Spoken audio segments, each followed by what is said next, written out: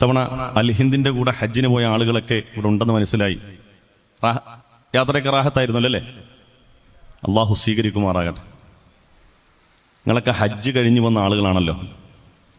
ആ ഹജ്ജിന് പോയി തിരിച്ചു വന്ന ആ ഹജ്ജിന്റെ അനുഭവങ്ങളും അനുഭൂതികളും ചൈതന്യമൊക്കെ നിങ്ങളിൽ നിലനിൽക്കുന്നുണ്ടോ? ഉണ്ടോ? ഹജ്ജ് ചെയ്യാൻ 6-7 ലക്ഷം രൂപ നമുക്കുണ്ടെങ്കിൽ ഹജ്ജ് ചെയ്യാൻ പറ്റും അല്ലേ? ഹാജിയായിട്ട് ജീവിക്കുക എന്നുള്ളത് ശ്രമകരമായ പണിയാണ്. അങ്ങനെ ജീവിച്ച് മരിക്കാൻ അള്ളാഹു നമുക്കൊക്കെ തൗഫീക്ക് തരട്ടെ. എൻ്റെ മുമ്പിൽ ഞാൻ ഈ സംസാരിക്കുമ്പോൾ ഏറ്റവും വലിയ പ്രയാസം എന്ന് പറഞ്ഞാൽ ബഹുമാനപ്പെട്ട ബാക്കവി ഉസ്താദും ബഷീർ ഫൈസി ഉസ്താദൊക്കെ ഇരിക്കുന്നതാണ്. അവരെ മുമ്പിൽ ഇരുന്ന് പ്രസംഗിക്കുക എന്ന് പറഞ്ഞാൽ ചെറിയ അതാവൊന്നുമല്ല, പരീക്ഷണമല്ല, അതാവ് തന്നെ. പ്രിയപ്പെട്ട സഹോദരങ്ങളെ, ആദരവായ നബിയുന മുഹമ്മദ് റസൂലുള്ളാഹി സ്വല്ലല്ലാഹു അലൈഹി വസല്ലമ തങ്ങളോട് അവിടുത്തെ അനുചരന്മാർ ചോദിച്ചൊരു ചോദ്യമുണ്ട്. നബിയെ, ഒരാൾ ഹജ്ജ് ചെയ്തിട്ട് വന്നാൽ ഹജ്ജാനന്തരം അള്ളാഹു അയാളുടെ ഹജ്ജ് സ്വീകരിച്ചു എന്നതിൻ്റെ പ്രത്യക്ഷമായ പ്രകടമായ അടയാളം എന്താണെന്ന് ചോദിച്ചു. നിങ്ങൾ ഓരോരുത്തരും 6-7 ലക്ഷം രൂപ മുടക്കി അതിനുശേഷം പിന്നെ തിരിച്ചു വരാൻ നേരത്ത് പല സാമഗ്രികളും വാങ്ങി നമ്മുടെ നാട്ടിലുള്ള നമ്മളെ സ്നേഹിക്കുന്ന സജ്ജനങ്ങൾക്കൊക്കെ അത് നൽകി ഭീമമായ തുക ചെലവഴിച്ച് പരിശുദ്ധമായ ഹറമിലേക്ക് പോയവരാണ് നിങ്ങൾ ഓരോരുത്തരും. ആ ചെയ്ത ഹജ്ജ് സ്വീകരിച്ചോ ഇല്ലയോ എന്നറിയാൻ നബി സല്ലല്ലാഹു അലൈഹി വസല്ലം തങ്ങൾ പറഞ്ഞ 2 കാര്യങ്ങൾ നോക്കിയാൽ മതി. ഒന്നാമതായി അള്ളാഹുവിന്റെ ഹബീബ് ആ ചോദ്യത്തിന് സ്വഹാബത്തിന് മറുപടി കൊടുത്തത് ത്വയ്യിബുൽ കലാമി എന്ന ഒരു മനുഷ്യൻ ഹജ്ജിന് മുമ്പുള്ള അയാളുടെ ജീവിതവും ഹജ്ജാനന്തരമുള്ള ജീവിതം വെച്ച് നോക്കുമ്പോൾ ത്വയ്യിബുൽ കലാം, അയാളിൽ നിന്നും മനോഹരമായ സംസാരം ഉണ്ടാവും എന്നുള്ളതാണ്. നമ്മുടെ നാട്ടിലൊക്കെ നമുക്കിടയിൽ ഇഴുകിച്ചേർന്ന് നമ്മളോടൊപ്പം സഹവസിച്ച പല മനുഷ്യരും ഹജ്ജിന് മുമ്പ് നമ്മളോട് സംസാരിച്ച ആ രീതിയല്ല ഹജ്ജാനന്തരം. കാരണം അല്ലാഹുവിനെ അനുഭവിച്ചു വന്ന മനുഷ്യരാണവർ. മരണത്തെ രുചിച്ചറിഞ്ഞു വന്ന മനുഷ്യരാണവർ. ഞാനിത് ഉത്തരവാദിത്ത ബോധത്തോടു കൂടി തന്നെയാണ് പറഞ്ഞത്. മരണത്തെ രുചിച്ചറിഞ്ഞു വന്നവരാണെന്ന് ബോധ്യത്തോടു കൂടി തന്നെയാണ് പറയുന്നത്. കാരണം ഹജ്ജ് എന്നാൽ ഭാഷാർത്ഥ പകരം ഹജ്ജ് എന്ന് പറഞ്ഞാൽ അൽ ഖസ്ദു, കരുതുക എന്ന് മാത്രമാണ് ഹജ്ജിന്റെ അർത്ഥം. ശറഅൻ, മതത്തിന്റെ ദൃഷ്ടിയിൽ ഹജ്ജ് എന്ന് പറഞ്ഞാൽ അൽ ഖസ്ദു ബൈത്തുല്ലാഹിൽ ഹറാം, ഒരാൾ ഹറമിനെ ലക്ഷ്യമാക്കി യാത്ര ചെയ്യലാണ്. ചില പ്രത്യേകമായ കർമ്മങ്ങൾ ചെയ്ത് പരിശുദ്ധമായ കഅബാലയത്തെ ലക്ഷ്യമാക്കി യാത്ര ചെയ്യലാണ് ഹജ്ജ് എന്ന് പറഞ്ഞാൽ.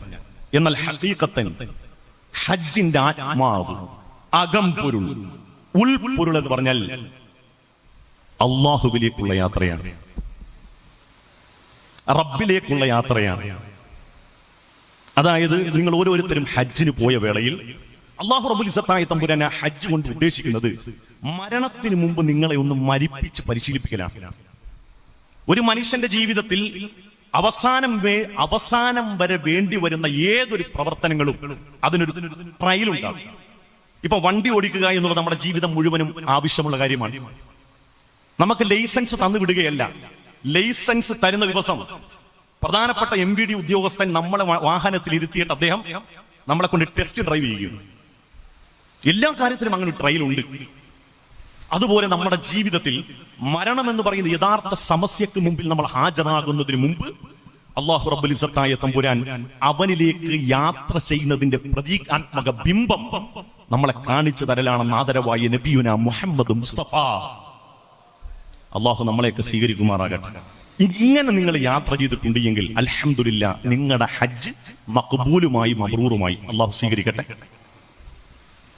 നമ്മൾ മീഖാത്തിലെത്തി നമ്മൾ ഇഹ്റാം ചെയ്യുമ്പോൾ സത്യത്തിൽ നമ്മളാകുന്ന മനുഷ്യരെ അവിടെ വെച്ചിട്ട് ഞാനാകുന്ന വാപ്പ, ഞാനാകുന്ന ഉമ്മ, ഞാനാകുന്ന മകൻ, ഞാനാകുന്ന മകൾ, ഞാനാകുന്ന പള്ളി സെക്രട്ടറി, ഞാനാകുന്ന പള്ളി പ്രസിഡന്റ്, ഞാനാകുന്ന തൊഴിലാളി, ഞാനാകുന്ന മുതലാളി, എല്ലാം അവിടെ വെച്ച് മരിപ്പിച്ച് കബറടക്കിയിട്ടാണ് നമ്മൾ ആത്മാവും കൊണ്ടാണ് അങ്ങോട്ട് പോകുന്നത്.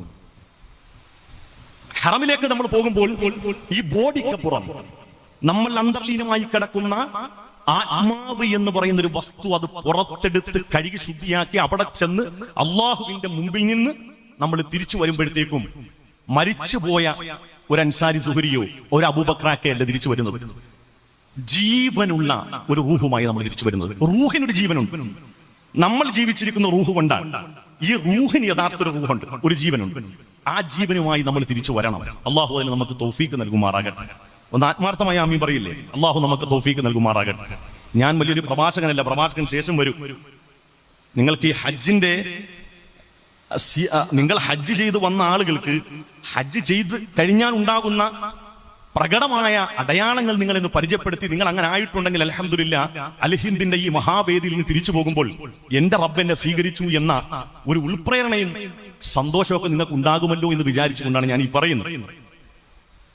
സത്യത്തിൽ റബ്ബിലേക്കുള്ള അവസാന മടക്കത്തിന്റെ പ്രതീകാത്മകതയാണ് സത്യത്തിൽ ഈ ഹജ്ജ് എന്നുള്ളത്. നോക്കൂ നിങ്ങൾ, നമ്മൾ വെള്ള തുണി പുതിയല്ല, നമ്മൾ ആ ഇഹ്റാമിന്റെ വസ്ത്രം ധരിക്കുമ്പോൾ ഒന്ന് ആലോചിച്ച്, കുളിക്കുന്നു, ഇഹ്റാമിന്റെ വെള്ള വസ്ത്രം ധരിക്കുന്നു, നമ്മൾ ഫ്ലൈറ്റിലേറെ യാത്ര ചെയ്യുന്നു. ഇതിലെല്ലാം അന്തർലീനമായി കിടക്കുന്നത് ഖബറിലേക്കുള്ള ഒരു യാത്രയല്ലേ. അള്ളാഹു സ്വീകരിക്കുമാറാകട്ടെ. ഞാൻ ഈ അവസരത്തിൽ ഓർമ്മപ്പെടുത്തുന്നത്, അള്ളാഹു റബ്ബുൽ ഇസ്സത്തായ തമ്പുരാൻ വിദ്യാർത്ഥി കാലം മുതൽ മരണം നിരന്തരമായി ഓർമ്മപ്പെടുത്തുന്ന ഒരു സമുദായത്തിന്റെ അനുയായികളാണ് നമ്മൾ. മലയാളത്തിന്റെ ഏറ്റവും ഇഷ്ടപ്പെട്ട ഒരു MLA ആയിരുന്നു PT തോമസ്. ഉമാ തോമസിന്റെ ഭർത്താവായ PT തോമസ്. PT തോമസ് മരണപ്പെട്ട സമയത്ത് PT തോമസ് പറഞ്ഞ ഒരേ ഒരു കാര്യമുള്ളൂ, നിങ്ങൾക്ക് ഓർമ്മയുണ്ടോന്നറിയില്ല. എന്റെ അന്ത്യാഭിലാഷമായി ഞാൻ പറയുന്നത്, എന്റെ മരണാനന്തരം എന്റെ ജഡം വെച്ചിരിക്കുന്നതിന്റെ സമീപത്ത് വയലാറിന്റെ അതിമനോഹരമായ ഒരു ഗാനം അവിടെ പ്ലേ ചെയ്യണമെന്ന്. PT തോമസിന്റെ മൃതശരീരം അത് അടക്കം ചെയ്യുന്നതിന് മുമ്പ് നിങ്ങളെല്ലാം സോഷ്യൽ മീഡിയയിലൂടെയും അല്ലാതെ ദൃശ്യമാധ്യമങ്ങളിലൂടെയൊക്കെ നിങ്ങൾ കണ്ടതാണ്. PT തോമസിന്റെ മൃതശരീരത്തിന്റെ സമീപത്ത് നിന്ന് ഒരു പാട്ട് പ്ലേ ചെയ്തിരുന്നു. ഓർമ്മയുണ്ട് ആ പാട്ട് ഏതാണെന്ന്? എന്തുകൊണ്ടായിരിക്കും PT തോമസ് അങ്ങനെ പറഞ്ഞത്? അയാൾ മദ്രസയിൽ പോയ ആളല്ല, അയാൾ ശരിയാത്ത് കോളേജിൽ പഠിച്ച ആളല്ല, അയാൾ ഒരു ബിരുദധാരിയുമല്ല. പക്ഷേ അദ്ദേഹത്തിന് പറയാനുള്ള കാര്യം അദ്ദേഹം ആത്മകഥം ചെയ്യുന്നത് ഒരു പാട്ടിലൂടെ അദ്ദേഹം ആലോകരെ കേൾപ്പിച്ചു.